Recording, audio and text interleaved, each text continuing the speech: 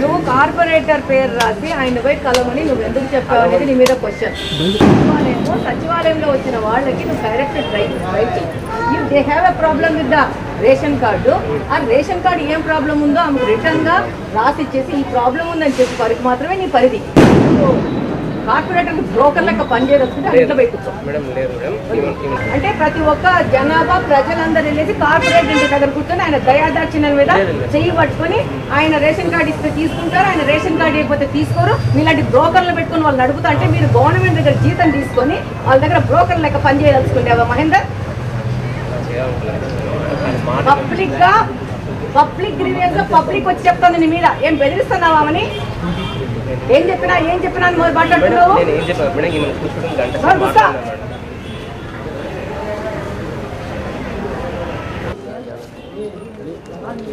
నీ నుంచి నీ కొడుకు ఆఫీస్ అవ్వాలి అవునా? సో అది ఆలోచన ప్రభుత్వం చేస్తా ఉంది. కాబట్టి ఒక్క కాదు, ఎంతమంది పిల్లలు ఉంటే అంతమంది పిల్లలకి ఇస్తామని చెప్పిన ఎలక్షన్ ముందు ఈరోజు ఇచ్చుకుంటే ముందుకెళ్తాము ఏమ్మా. రేపు నెల ఫ్రీ బస్సులు కూడా స్టార్ట్ అవుతాయి. 15వ తేదీ నుంచి ఆర్డర్ మాత్రం అమ్మా. అదేమ్మా 2 जनों का आया, वही पूछ रही हूँ मैं. 2 जनों का आया. तीसरा छोटे बच्चे अभी स्कूल जाएंगे.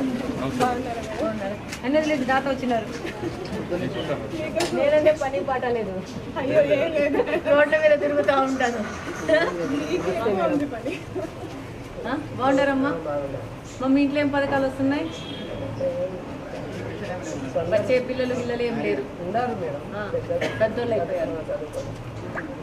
బాగున్నారు కదా?